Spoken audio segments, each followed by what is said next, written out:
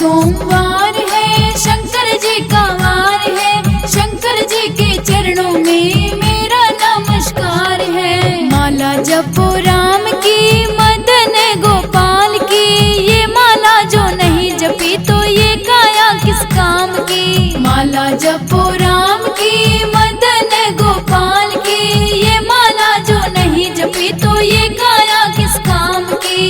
ये माला जो नहीं जपी तो ये काया किस काम की।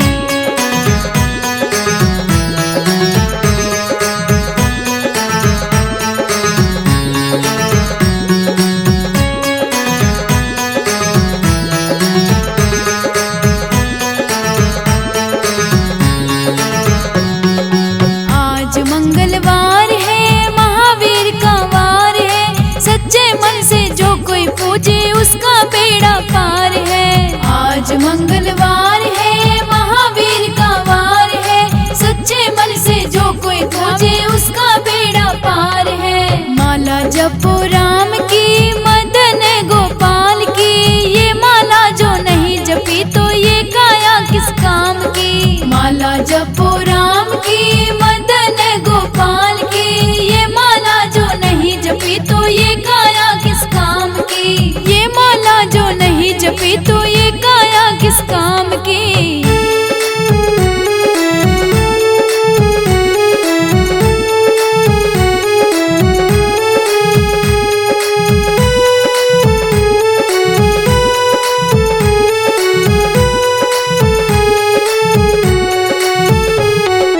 आज बुधवार है, गणपति जी का वार है, गणपति जी के चरणों में मेरा नमस्कार है। आज बुधवार है, गणपति जी का वार है, गणपति जी के चरणों में मेरा नमस्कार है। माला जपो राम की, मदन गोपाल की, ये माला जो नहीं जपी तो ये काया किस काम की। माला जपो राम की, मदन गोपाल की, ये माला जो नहीं जपी तो ये काया किस काम की।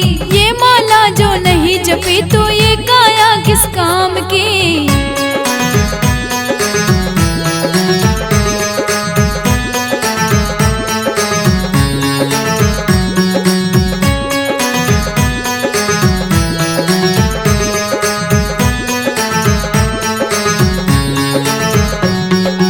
आज गुरुवार है, बृहस्पति जी का वार है, बृहस्पति जी के चरणों में मेरा नमस्कार है। आज गुरुवार है, बृहस्पति जी का वार है, बृहस्पति जी के चरणों में मेरा नमस्कार है। माला जपो राम की, मदन गोपाल की, ये माला जो नहीं जपी तो ये काया किस काम की। माला जपो राम की, मदन गोपाल की, ये माला जो नहीं जपी तो ये काया किस काम की। ये माला जो नहीं जपी तो ये काया किस काम की।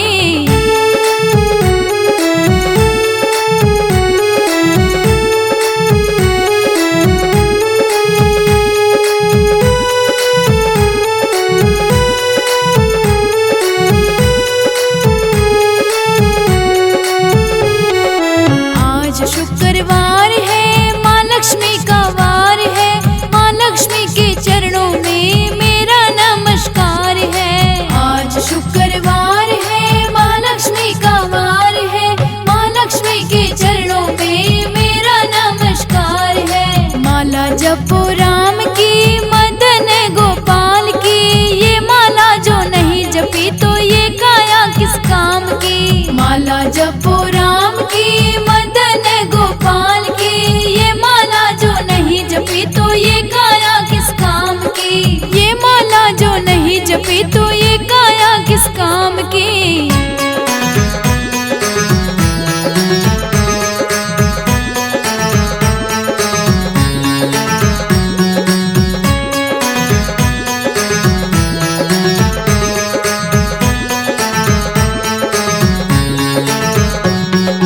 आज शनिवार है, शनि देव का वार है, शनि देव के चरणों में मेरा नमस्कार है। आज शनिवार है, शनि देव का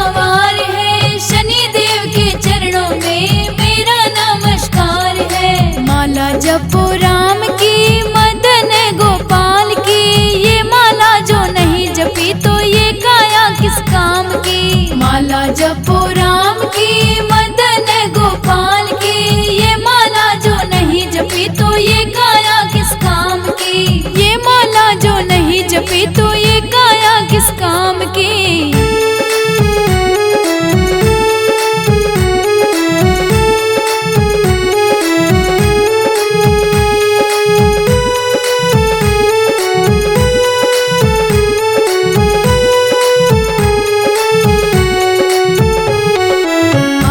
रविवार है सूर्य देव का वार है, सूर्य देव के चरणों में मेरा नमस्कार है। आज रविवार है सूर्य देव का वार है, सूर्य देव के चरणों में मेरा नमस्कार है। माला जपो राम की मदन गोपाल की, ये माला जो नहीं जपी तो ये काया किस काम की। माला जपो राम की मदन गोपाल की, ये माला जो नहीं जपी तो ये काया किस काम की, ये माला जो नहीं जपी तो ये काया किस काम की।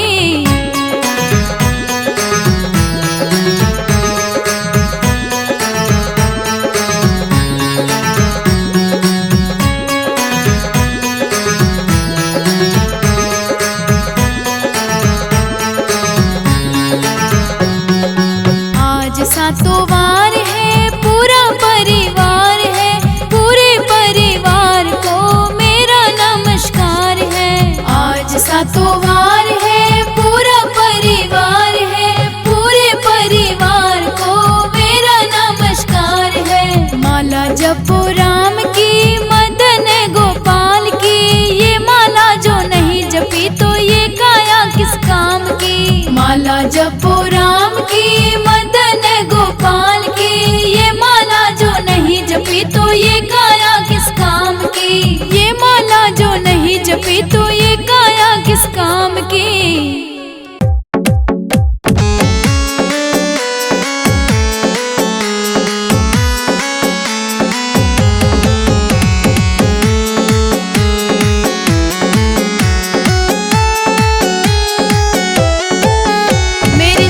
पे मटकी दूध की, मेरे सर पे मटकी दूध की, घोड़े ने नवावण जा मैं जो गण शिव नाम की। घोड़े ने नवावण जा मैं जो गण शिव नाम की।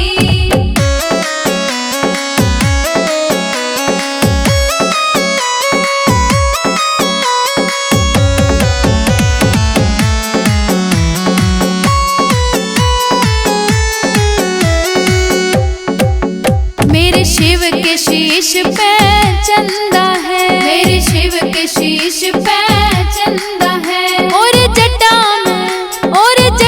में गंगा की धार मैं जो गण शिव नाम की। घोड़े ने नवावण जा मैं जो गण शिव नाम की।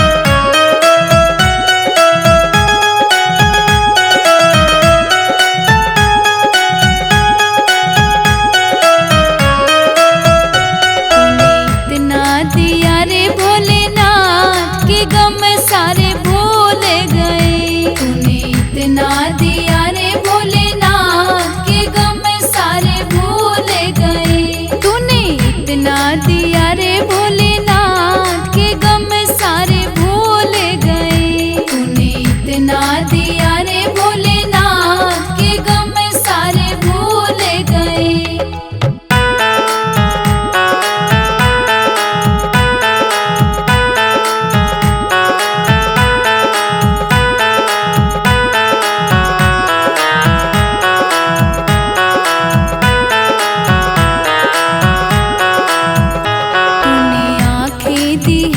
जिसमें ज्योति दी है, तूने आँखें दी है जिसमें ज्योति दी है। तेरे दर्शन करूंगी भोलेनाथ के गम सारे भूल गए। तूने इतना दिया रे भोलेनाथ के गम सारे भूल गए।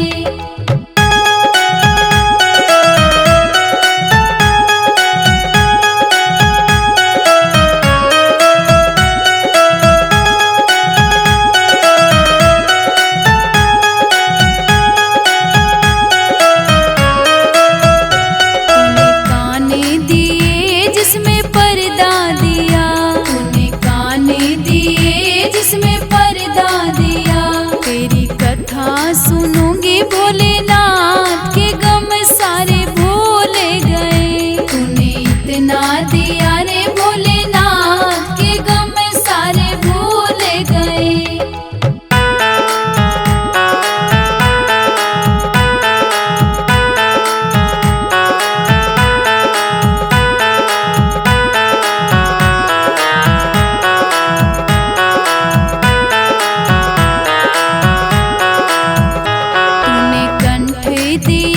जिसमें जीवा भी दी, तूने कंठ दिया जिसमें जीवा भी दी।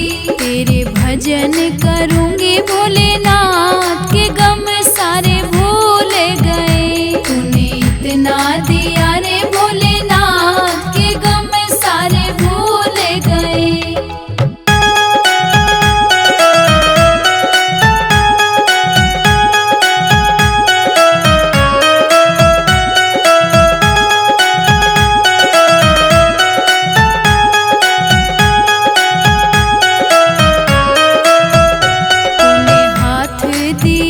जिसमें बंधन दिया, तूने हाथ दिए जिसमें बंधन दिया। मैं तो दान करूंगी भोलेनाथ के गम सारे भूल गए। तूने इतना दिया रे भोलेनाथ के गम सारे भूल गए।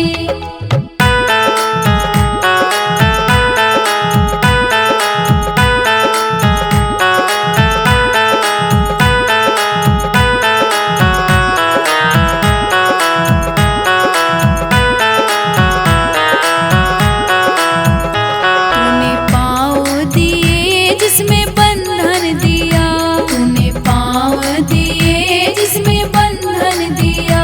मैं तो तीरथ करूंगी भोलेनाथ के गम सारे भूल गए। तूने इतना दिया रे भोलेनाथ के गम सारे भूल गए।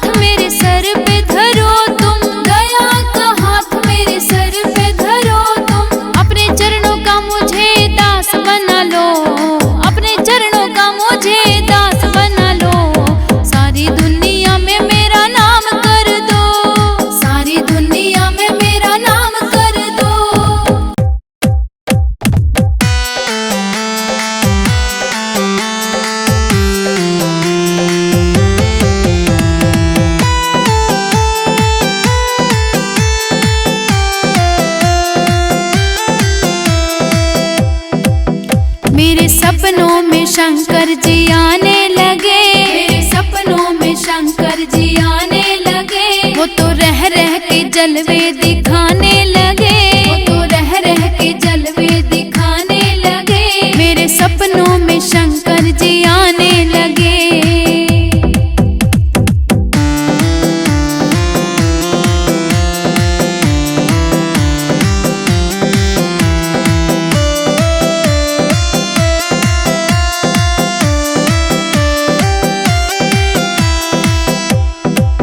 मैंने पूछा शंकर जी जटा में है क्या, मैंने पूछा शंकर जी जटा में है क्या। वो तो गंगा की धारा बहाने लगे, मेरे सपनों में शंकर जी आने लगे। मेरे सपनों में शंकर जी आने लगे।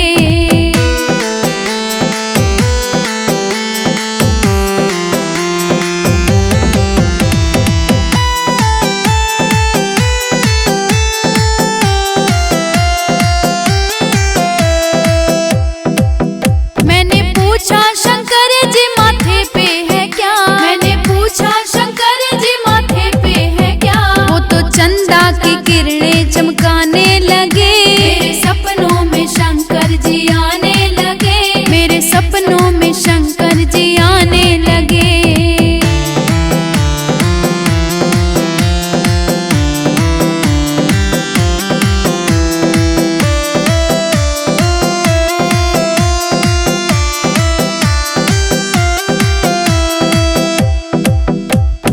पूछा शंकर जी गले में है क्या, मैंने पूछा शंकर जी गले में है क्या। वो तो नागों की माला दिखाने लगे, मेरे सपनों में शंकर जी आने लगे। मेरे सपनों में शंकर जी आने लगे।